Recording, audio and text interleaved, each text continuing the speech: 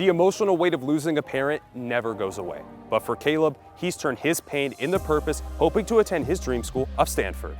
415 miles is how far the Basha Bears have had to travel to take on the number 10 ranked in the country, Mission Viejo Diablos. ALA Gilbert North, on the other hand, barely made it into the Open. They're the underdog, but momentum's on their side. They close out the season on fire, winning their last 9 games by at least double digits. Tate, this is a big game for the Bears. It's kind of a revenge story. It's their homecoming game. Last year, they lost to the Highland Hawks 22-21, so they're looking to win this year, make up for it last year. Isn't that good? They have injuries, they're really beat up. And then here they are, and they put the most pressure on Sam Darnold that he's felt all year. This is so cool. Guys, on Thursday, there was an assembly to get us seniors ready for graduation. It was also a time to pick up your purchase cap and gowns. Here in Tampa, the Bucks are more than just a team. They're an integral part of the culture. And until you start seeing soccer teams that can make the same amount of impact on their city that the Bucks have, it will never be America's sport. And that's the deal. 2nd and 15 now. Ashley almost tackled, escapes the sack, now out to the sideline, had nowhere to throw it, and it's intercepted. Down the sideline, one guy to beat, still on his feet. He's going, the 30, the 20, the 10, and he's in. The pick 6 for Basha High School. Caleb Garcia goes the distance. Fears is going to scramble out to his left. Stayed on his feet. He cuts back inside. He's got room. Veers all the way in for the touchdown. Damon Williams Jr. Tate. I don't know if he's Damon Williams Jr., but that was a great play by Basha right there. And give credit to Hamilton's defensive line with players like number 8, Ben Jones, getting in there a lot. That pass rush they have going right now seems to be working.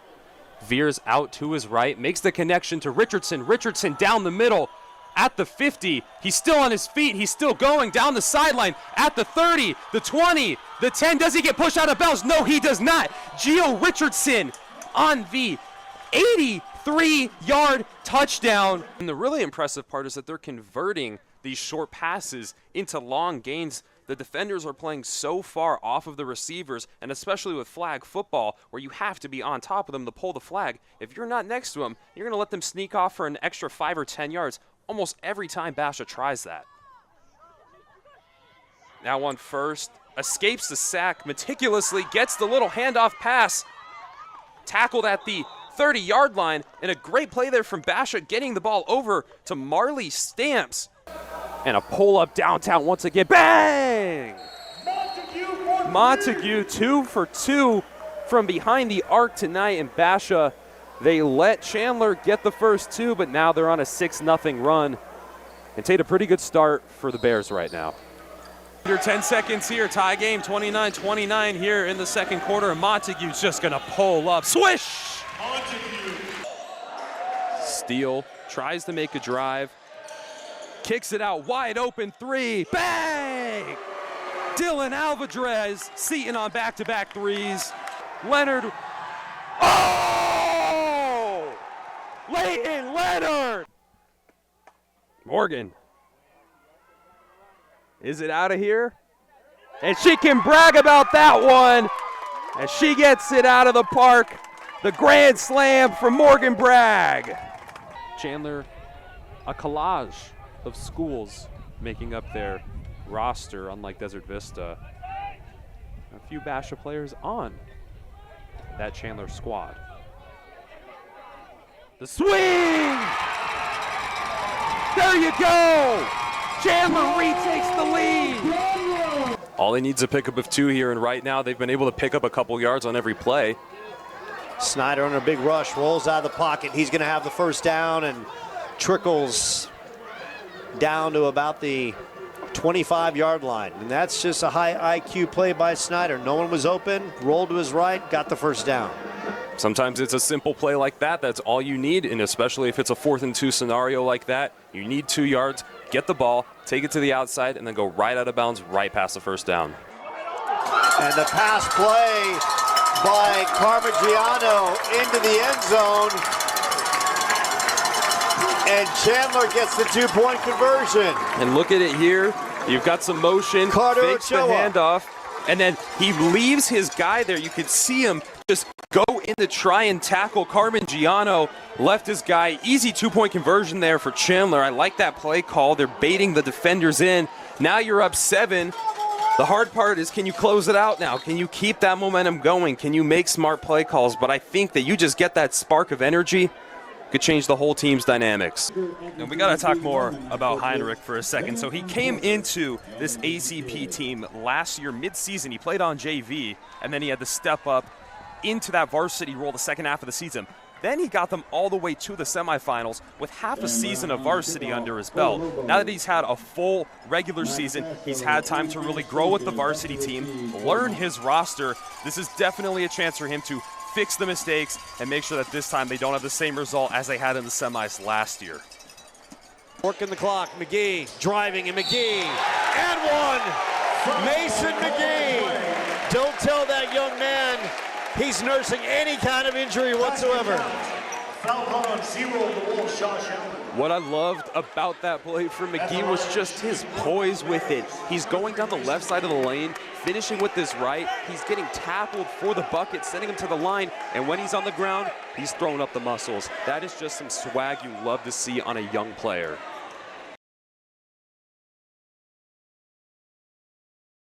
Welcome to the 2025 Open Division Boys Basketball Playoffs live on the NFHS Network. Tonight, the number 29 ALA Gilbert North Eagles travel to Basha High School here in Chandler, Arizona to face the number 4 ranked Basha Bears.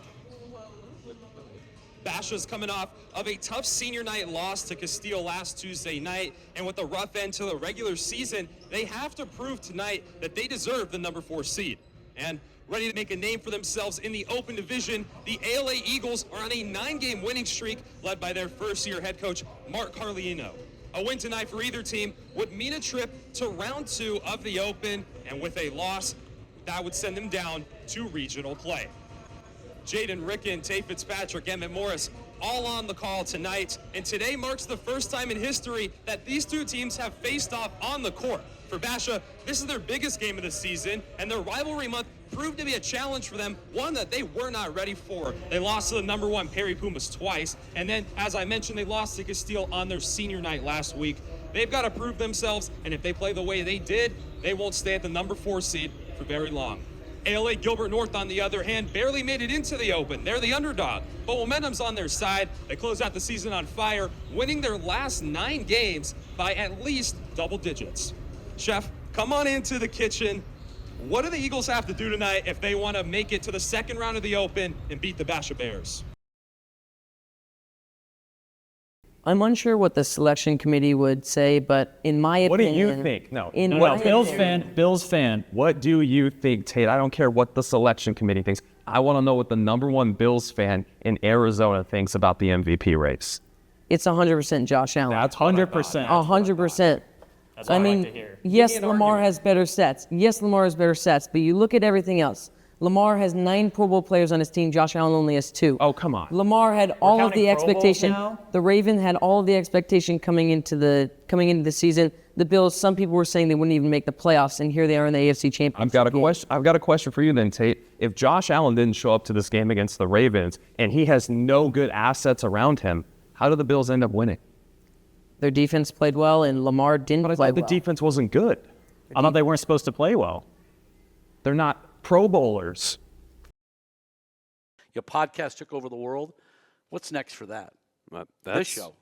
That's almost kind of the scary thing. We talked earlier this season with, Coop. Everybody knows Coop, right? Bruce Cooper, the legend, yes. So we talked with him about that and kind of how he thought the way that the media industry was changing and this short-form social media, partially why the reason he got out of the industry, he just couldn't keep up with it anymore. I mean, we think this is like the trend now, right? This is the hot new thing, a podcast. Well, shoot, we don't know. Maybe in 3-4 years, this is old news. Even and 6 months, man. That's how fast things are changing nowadays. It's, again, it was my goal to be on television doing the evening news, the 3-minute segment that you get. And Coop did the same thing, and there was a glorious time for that. But we can't keep teaching that. Nobody's watching. Nobody's waiting for the 10 o'clock news. You're getting it right here on your 415 miles is how far the Basha Bears have had to travel to take on the number 10 ranked in the country, Mission Viejo Diablos. Tonight, 4-star sophomore running back Noah Roberts will have to lead the Bears in a heavily offensive-oriented game against the Diablos' Ohio State commit, Phillip Bell. For the Bears, this will be their toughest matchup of the season. And after a special ceremony to honor first responders, the stage was set as Basha brought the heat right out of the gate when Gio Richardson took the opening kick 95 yards to the house for an early 7-0 lead. The Diablos were quick to respond and march downfield, capping off their first drive with this perfect pass from Luke Fahey to Devontae Curtis to tie the game. Noah Roberts took this personally, and on the next drive on 3rd and 4, carried it 60 yards downfield for his first score of the night. In the second quarter, Mission Viejo took the lead by 3 after a 35-yard field goal. And just when Basha's defense thought they recovered a huge fumble from Vance Spafford, officials would talk and rule Spafford down first, preventing the Bears from getting another chance to score, heading into the locker room 17-14. Coming out of the half, the Diablos continued their momentum with this 15-yard TD pass to Spafford, giving Viejo a 10-point lead. At the start of the fourth, Roberts on the 1-yard line would get a little help crossing the goal line and bringing the score within 3. The rest of the fourth was a seesaw between the teams until Basha got the ball back with 17 seconds on the clock. Unfortunately, Brody Veers couldn't connect with Richardson, ending the game with a final score of 31-28 Diablos. A tough loss for the Bears, but Basha head coach Chris McDonald knows that there were positives to take away from this game.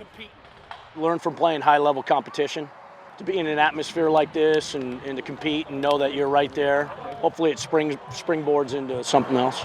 Jayden Riecken for BBN Sports. In sports, there is a time in an athlete's career that transcends the game itself. A loss so memorable that it sticks with you, fuels you, changes you. But for Basha's junior safety Caleb Garcia, it wasn't a loss on the field that changed his life forever.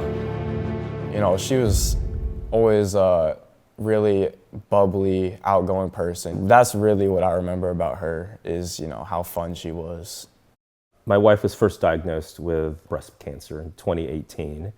And that was a pretty traumatic event for our whole family. Life, as we knew it, stopped. After a year of chemotherapy, Amy Garcia was given a clean bill of health. And then in 2021, it came back, but this time with a vengeance. Things started to get really difficult. Knowing the cancer had progressed, the Garcias looked to make the most of every moment. And so the blessing with my wife is that because we knew, and having the benefit of hindsight and the experience that I did, I knew I didn't want my sons to have those same regrets. Amy passed away in February of 2023. The hardest part wasn't like the first couple months, because you know I feel like that shock, it didn't really settle in. I'd never get to see her again. Like when you're just going throughout life and you realize like the little things. Like my mom never got to see me, you know, suit up for varsity or like, you know, like watch me, you know, go to prom, or she won't be able to watch me graduate. So my mom was always a leader, you know, throughout everything she did, whether it was like church groups or even just in our family. So, you know, growing up as a kid, I got to see that like leader example. And that character trait is something that Caleb displays in the classroom and on the gridiron. But he's first one in, last one out all the time. Very smart kid. The safety position is like the quarterback on the defensive side. He has to call plays. He has to keep everybody communicating. So yeah, he's definitely a leader on the team. The emotional weight of losing a parent never goes away. But for Caleb, he's turned his pain into purpose, hoping to attend his dream school of Stanford. I know Caleb honors her in different ways. Attitude and effort is the one thing that I've always emphasized when it came to athletics. And he does it with almost every single play and absolutely honors her. My mom is my motivation for everything, so you know, I try and just like live life for her. For some, football is just a game. But for Caleb, every time he steps on the field, it's a time to honor the woman who made him who he is today. Jayden Riecken for BBN Sports.